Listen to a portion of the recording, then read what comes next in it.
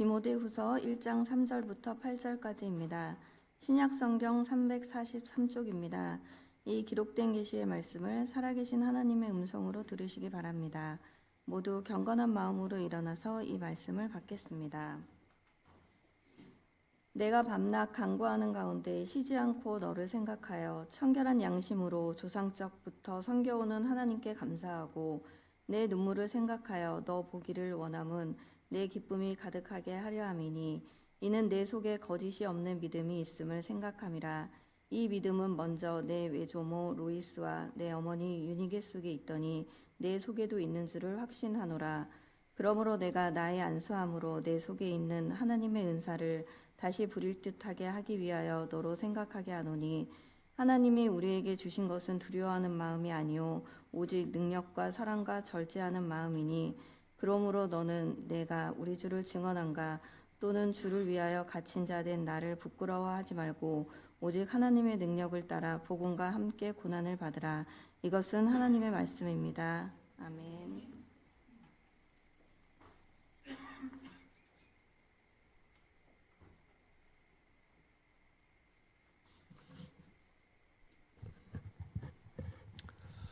여름 성경학교 계절이 돌아왔습니다. 수고할 교사들을 격려해 주십시오. 요즘 여름 성경학교는 예전의 열기와는 다릅니다. 학생이 줄었고 총령 교사도 별로 없습니다. 인구 그래프 곡선이 급격히 떨어져서 인구 절벽이라는 말까지 생겼습니다. 한국교회의 미래가 어둡습니다. 우리는 이 문제를 풀어야만 합니다. 디모데는 바울의 제자입니다. 바울은 디모데에게 에베소 교회를 맡겼습니다. 에베소는 유럽에서 소아시아를 잇는 관문이 있는 도시, 아주 대도시였습니다. 에베소 교회에서 소아시아 인근 교회들이 퍼져나갔습니다. 그러니까 아주 중요한 지리적 위치에 있는 교회죠. 디모데 전후서는 바울이 디모데에게 목회 지혜를 알려주는 서신들입니다. 바울은 모든 목회의 지혜를 아낌없이 디모데에게 전수해 주었습니다.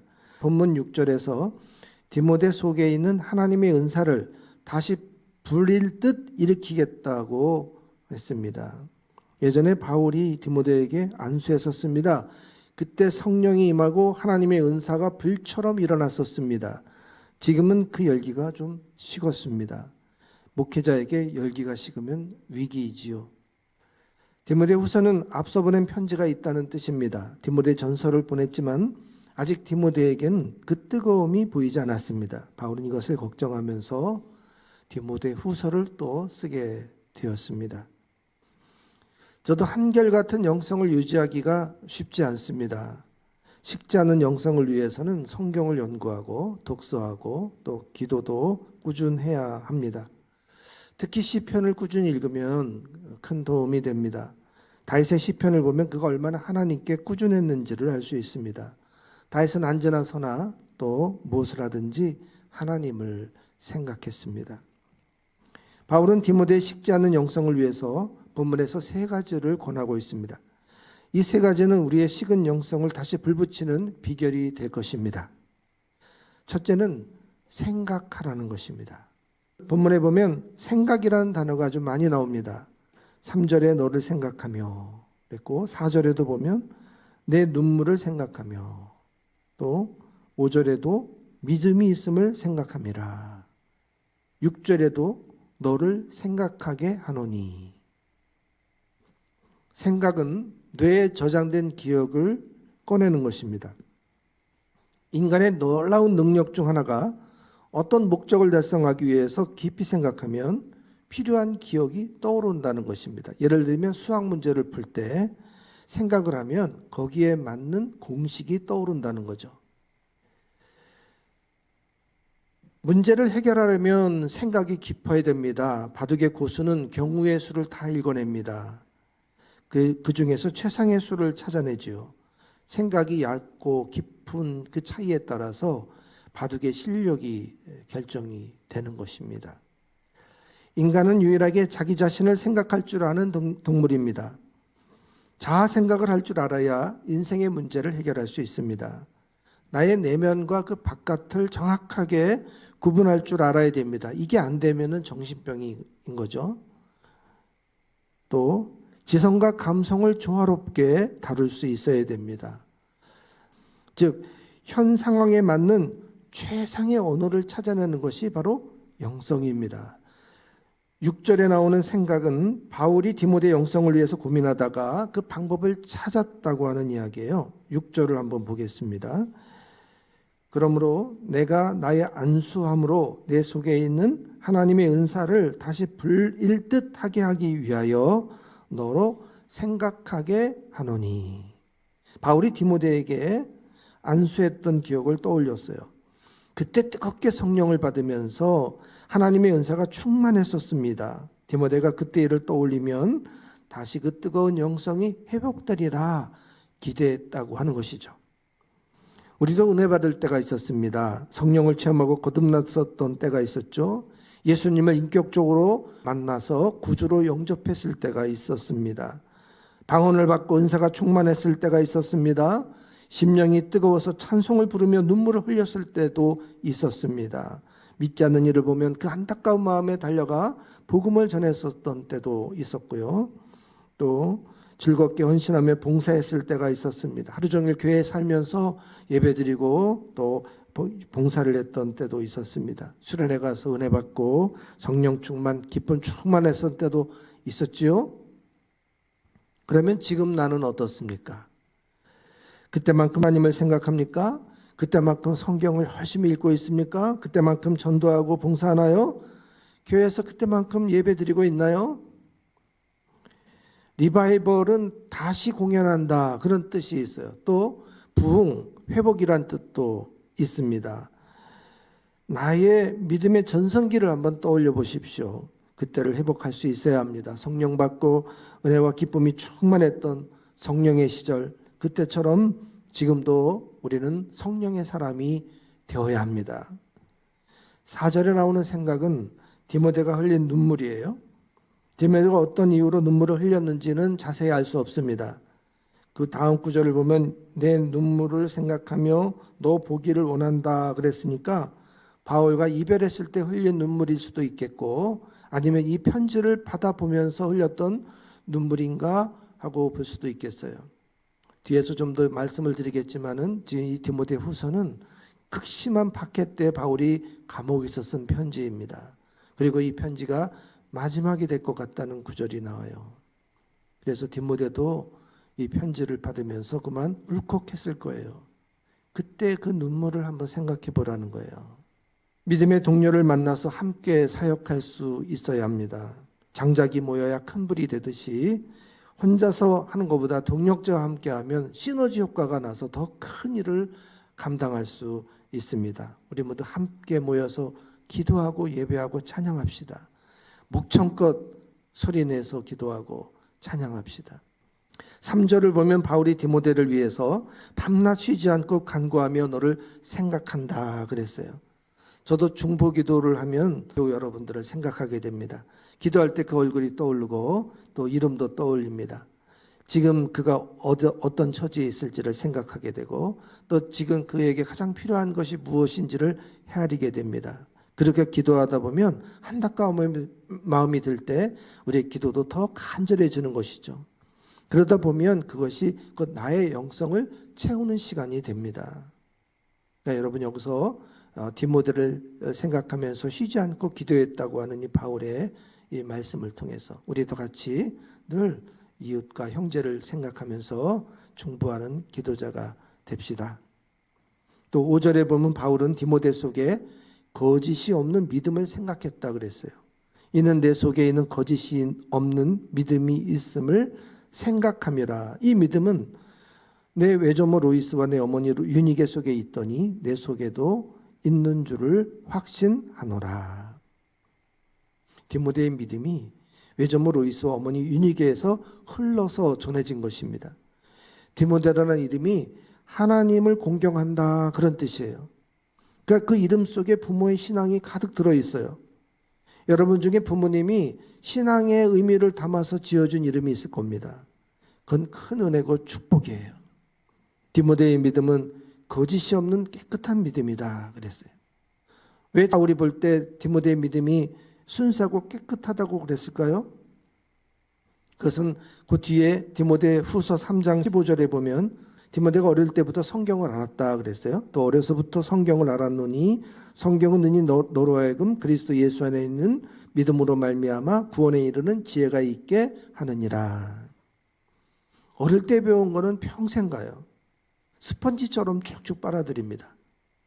여기 보니까 바울이 디모데의 믿음이 있는 걸 확신한다 그래요. 왜 그런 말을 할까요? 지금 디모데에게 믿음이 의심되는 거예요. 바울을 평생 따라다니는 디모데의 믿음을 바울이 의심할 여지는 없잖아요. 어릴 때부터 성경을 알고 또 복음으로 뜨거워진 그 열정으로 바울을 디모데가 왜 따랐을까요? 디모데가 어릴 때부터 공부한 건 구약 성경이거든요. 아직 신약 성경이 나오지 않았을 때예요. 근데 바울에게 새로운 복음의 이야기를 들었어요. 눈이 번쩍 뜨여지는 말씀이죠. 그래서 디모데는 바울을 따라 더 깊은 말씀을 사모하며 배우고자 했어요. 그러다가 바울처럼 전 인생을 걸고 전도하는 것이 내 사명이라는 걸 깨닫고 바울의 뒤를 따랐던 거예요. 그랬던 디모데가 지금 에베소 교회를 맡아서 열심히 사역하고 있어야 되는데 말이죠. 디모데의 믿음이 바울이 볼 때 의심쩍더라. 그래서 여전히 네 믿음이 거짓이 없고 네 속에 있는 것으로 나는 확신한다. 너 지금 믿음이 있지. 그런 말이거든요. 여러분 속에 믿음을 한번 성찰해 보십시오. 그 믿음을 생각하면 믿음이 더 굳건해집니다. 바울은 디모데가 초창기에 있었던 그 거짓이 없는 믿음이 지금 생각하면서 다시 회복되기를 바랬어요. 우리 속에도 믿음이 있어요. 하나님을 믿고 하나님만을 의지하는 그 믿음이 있습니다. 내 속에 내 믿음이 있는 것을 생각합시다. 영성 회복에 필요한 두 번째, 첫째는 생각하라고, 두 번째는 하나님이 우리에게 주신 마음이에요. 7절에 있습니다. 하나님이, 같이 읽어요. 하나님이 우리에게 주신 것은 두려워하는 마음이 아니요 오직 능력과 사랑과 절제하는 마음이니. 은사는 하나님이 우리에게 주신 선물입니다. 바울이 디모데에게 안수할 때 하나님의 은사가 임했습니다. 하나님의 은사는 종류가 다양해요. 근데 그 중에서 본문에서는 세 가지, 능력, 사랑, 절제하는 마음을 뽑았어요.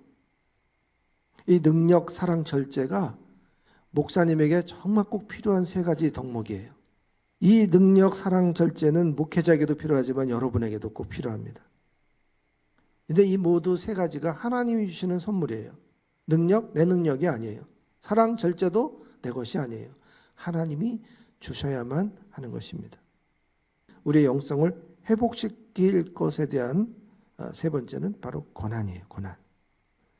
마지막 8절을 보세요. 그러므로 너는 내가 우리 주를 증언할 함과 또는 주를 위하여 갇힌 자 된 나를 부끄러워하지 말고 오직 하나님의 능력을 따라 복음과 함께 고난을 받으라. 바울이 옥중에서 쓴 편지를 옥중서신이라고 합니다. 에베소서, 골로새서, 빌립보서, 빌레몬서, 이 네 권이죠. 그런데 오늘 본문에 보니까 8절에 바울이 지금 주를 위하여 갇혀 있다 그랬어요. 그러니까 디모데 후서도 감옥에서 쓴 편지예요. 아까 어린이 설교 때도 말씀드렸는데 이때가 네로가 극심하게 박해할 때거든요. 바울이 감옥에 갇혔다가 풀려난 적도 있었어요. 옥중서신은 그 후에 또 풀려나서 또 전도하러 다녔죠. 근데 이 디모데후서는 아니에요. 지금 감옥에 갇혀 있는 이 편지가 마지막 편지. 그리고 바로 바울이 목이 잘려 참수당해요. 순교합니다. 디모데후서에 자기가 죽을 거를 알아요. 아무래도 이 편지가 마지막이 될 것 같다. 그러니까 이 지금 편지가 얼마나 애절해요. 얼마나 간절해요. 바울의 서신들을 보면 굉장히 내용이 길어요. 고린도전서, 로마서 16장씩 되잖아요. 여러분 편지를 그렇게 길게 쓸 수 있나요? 저도 편지를 써보지만은 그렇게까지 긴 편지는 써본 적이 없어요. 지금은 이제 컴퓨터로 이렇게 입력을 하니까 이게 맞춤법을 다 이렇게 고쳐주거든요. 밑에 빨간 줄이 이렇게 쳐가지고 띄어쓰기 잘못된 거, 표현이 이상한 것까지 다 교정해줘요. 옛날에는 손으로 쓸 때는 고칠 수가 없어요. 양피지에다가 이렇게 먹으로 쓰니까 이게 한번 잘못되면은 이거 뜯어 고칠 수가 없어요. 그러니까 얼마나 신중하게 꼼꼼하게 한 글자 한 글자 정확하게 써야 되는지. 우리가 그 서신서를 보면은 거의 맞춤법 표기에 오류가 없게 잘 썼거든요. 바울이 문장력이 뛰어난 것도 있지만은 얼마나 심혈을 기울여서 썼는가를 알 수가 있어요. 그 방대한 양을. 이게 긴 편지를 쓴 이유는 그만큼 바울이 직접 갈 수 없으니까 하나님의 말씀을 설교하는 마음으로 그렇게 건마다 현 상황마다 맞추어서 쓴 거예요. 근데 지금 이 디모데가 극심한 박해에 시달리면서 믿음이 흔들리고 있고, 그 다음에 그 구절을 보면요, 이런 구절이 나와요. 바울이 디모데에게 자기가 갇혀 있는 것을 부끄러워하지 말라고 하고 있어요. 감옥에 지금 바울이 갇혀 있으면 디모데가 나도 복음을 전하다 바울처럼 갇힐까봐 두려워할 수 있잖아요. 그래서 두려워하지 말라고 해야 되는데 디모데에게 부끄러워하지 말라고 말하고 있어요. 부끄러워하는 거하고 두려워하는 거하고는 이거는 차원이 달라요. 두려워하는 것은 담대한 마음을 가지면 되는데 이 부끄러워하는 거는요, 깊은 영적인 침체에 빠졌다는 것을 말해주는 거예요.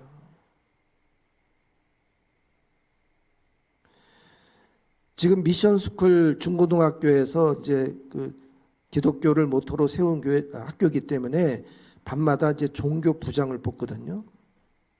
근데 요즘은 종교부장을 못 뽑는 반이 그렇게 많대요. 교회 다니는 친구 손 들어봐 그러면 손을 못 든다는 거지. 부모님이 교회를 다니고 집사님과 장로님이어도 그 자녀가 학교에서 저도 교회 다녀요 이렇게 손을 못 든다는 거예요. 왜? 기독교가 지금 멸시를 받고 있잖아요. 교회 다닌다 그러면 너무 교회 다니냐 하고 멸시를 받으니까 커밍아웃을 못 하는 거예요. 내가 예수를 믿는다는 거를 부끄러워한다는 거예요. 너무나 심각하지 않아요?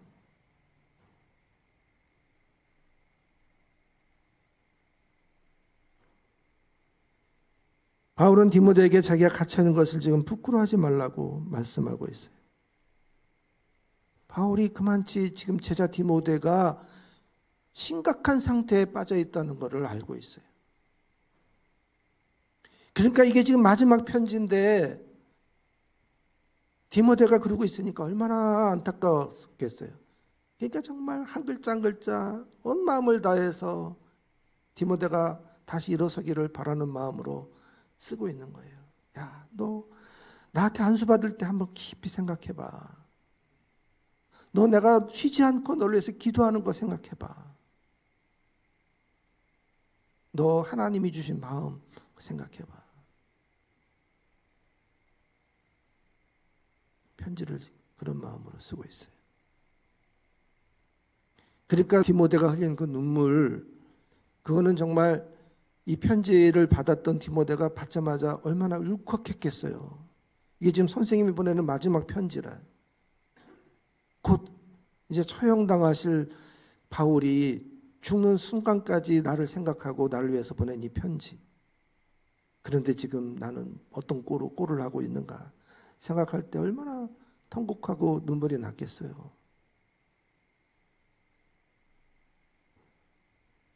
바울은 지금 자기처럼 갇혀있는 것을 부끄러워하지 말라. 또 그 앞에 하나님이 주신 마음을 생각하라 할 때 두려워하는 마음이 아니고 7절에 하나님 우리에게 주신 것은 두려워하는 마음이 아니라, 근데 8절에는 부끄러워하지 말라 그러면서 너도 복음을 전하다가 붙들려서 죽음을 당해도 두려워하지 말고 복음을 부끄러워하지 말라고 말씀하고 있는 것이죠. 빨리 이 디모데를 영적 침체에서 건져내야만 했습니다. 그 처방이 지금 담대해지는 것, 그가 부끄러워하지 않는 것이, 자기처럼 복음을 위해서 일하다가 붙들려서 감옥에 갇혀도 흔들리지 않는 믿음을 갖는 것이, 숨지 말고 더 적극으로 복음을 전할 수 있어야 했던 것입니다. 우리가 생각할 건 바로 고난이에요. 8절 본문 8절 마지막에 보면 복음을 부끄러워하지 말고 다시 그 하나님의 능력을 따라 복음과 함께 뭐라? 고난을 받으라. 이 고난을 받는 것이 이게 세 번째 처방이라. 지금 우리가 이제 핍박받는 시대는 아니잖아요. 복음을 전하다가 우리가 감옥에 갇힐 일은 없어요. 그런데 지금 기독교는 멸시받는 시대를 살고 있어요. 이거 기독교가 그동안 꾸준히 오랫동안 잘못해왔기 때문에, 사회로부터 기대한 바를 채우지 못했기 때문에, 민주화운동 한창일 때 가톨릭에서는 정의구현 사제단인가요?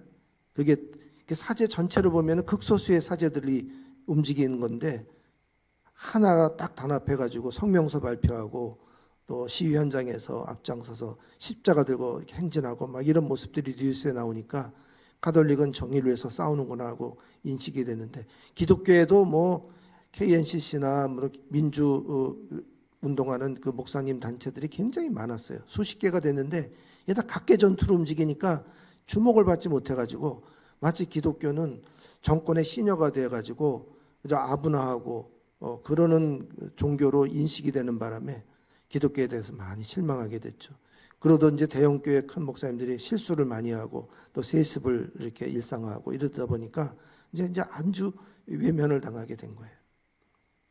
이거 회복해야 됩니다. 정말 기독교가 참여하면서 이 민족 앞에 잘못을 뉘우치고 다시 기독교의 본 기능을 회복해야 돼요.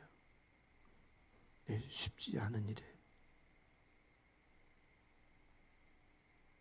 그래서 지금 우리가 고난을 받지는 않아요. 근데 고난보다 더한 멸시를 받고 있어요. 그래서 저는 이 고난이라는 단어를 대가라는 단어로 바꾸어서 해석하면 좋겠다 싶어요. 복음을 위해서 우리가 대가를 치를 준비가 되어 있느냐. 대가를 치러야 됩니다. 전도하다가 붙들려가는 시대는 아니니까 복음을 위해서 대가를 치를 수 있는 준비를 해야 돼요. 어떤 손해와 희생을 감수할 각오가 필요합니다. 지금 교회 학교 보세요. 어느 목사님이 그러시더라고요. 돈 주고 사갖고 와서라도 앉혀놓고 싶다는 거예요. 교회 오면은 10,000원씩 준다고 그래가지고 애들 불러 모아서 말씀을 들려주고 성경학교도 하고 그러고 싶다는 거예요. 정말 그런 대가를 치러서라도 우리 아이들을 지금 데려다가 복음을 전하고 하나님의 사람으로 키워내야 될 입장이에요. 여러분, 우리 교회학교 선생님들을 위해서 좀 격려해 주시고 또 주머니도 좀 털어주시고 그리고 우리 아이들을 위해서 중보해 주세요. 이 교회학교를 살리기 위해서 우리가 정말 눈물을 흘리며 가슴을 치면서 한 영혼 한 영혼. 교회 다니는 자녀도 교회 안 나오잖아요. 다시 복음의 열정이 불릴 듯 일어나야 합니다. 성령의 뜨거운 심령을 회복해야 합니다. 이전에 성령 충만했던 때를 생각합시다. 하나님이 우리에게 주신 그 마음을 되찾읍시다. 그리고 능력, 사랑, 절제 그 마음을 우리가 덕목으로, 세 가지 덕목으로 성숙해져야만 합니다. 그리고 마지막으로 복음으로 어떤 대가도 치를 마음가짐이 절실합니다. 생각하라. 하나님이 준 마음으로 성숙하라. 그리고 복음을 위해서 희생하자. 내 시간과 재물을 쏟아붓고라도 어떻게든지 한 영혼을 살리는데 우리가 전심을 다해야 됩니다. 그러면 우리가 먼저 은혜 충만, 성령 충만해야 되잖아요. 이번 여름 수련회 또 우리 여름 성경학교를 통해서 우리 멋진 교회 교인들이 다시 심령이 불릴 듯 일어날 수 있기를 기대합니다.